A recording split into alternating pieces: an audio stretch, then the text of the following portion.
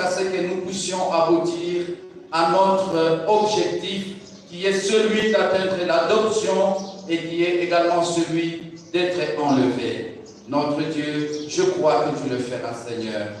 Bénis les conducteurs de chant, bénis toute l'équipe de musique et bénis, Seigneur Jésus, toute personne qui est ici. Bénis également ton serviteur alors que nous le remettons entre tes mains comme il est parti à Lubumbashi pour te servir. Que la même onction soit sur lui et que la force physique lui soit restaurée. Oh Dieu, je sais qu'il a dépensé de l'énergie physique, mais également de l'énergie spirituelle. Laisse que tu puisses lui multiplier cela et que lorsqu'il se tiendra encore dans quelques heures qui suivent devant tes enfants, que tes enfants soient édifiés aussi à Lubumbashi. Et c'est là pour la gloire de ton royaume et de ton Saint-Nom. Et comme nous partons, bénis-nous tout le long de la semaine. Tu sais que nous sommes tellement nécessités.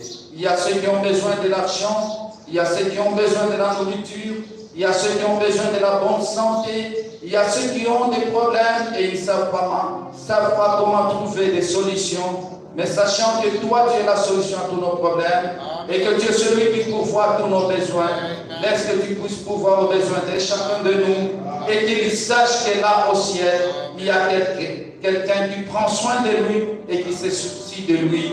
Et cela, Seigneur, augmentera encore notre foi et notre confiance en toi, parce que tu nous as aimés le premier. Au nom de Jésus-Christ, et nous te prions comme cela humblement. Amen. Nous sommes arrivés à la fin. Il y a un seul communiqué.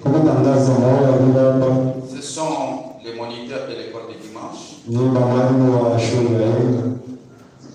On nous a demandé de rappeler aux parents et responsables de laisser et de ramener les enfants à l'école.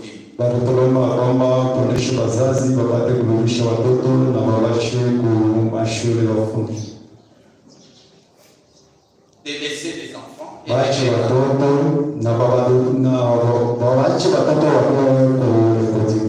donc vous laissez vos enfants et puis vous venez les rejoindre.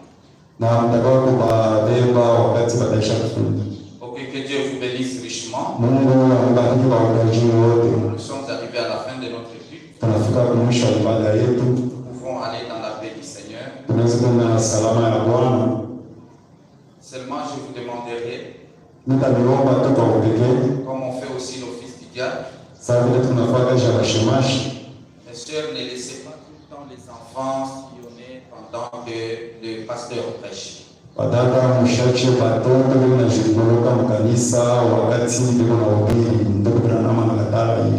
Vous voyez bien les enfants, ils sont inconscients. Vous le voyez bien et puis vous faites semblant.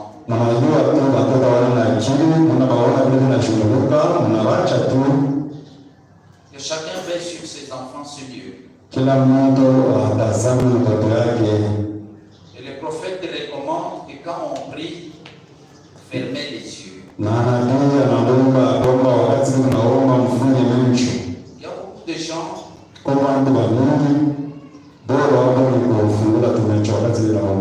Il y a une personne qui était sortie avec des démons parce que quand le prophète était en train de chasser des démons d'une personne, elle a ouvert les yeux et ces démons sont sortis de là.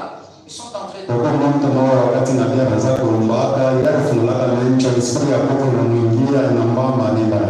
Soyez seulement respectueux, c'est humble, ça ne demande rien.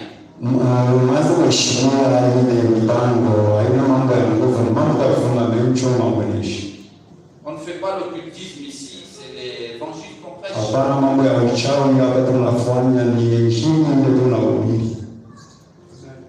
Et on respecte le prophète. En obéissance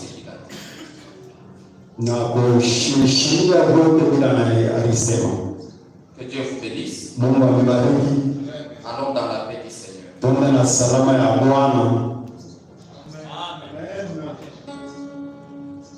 Nous laissons la place à frère.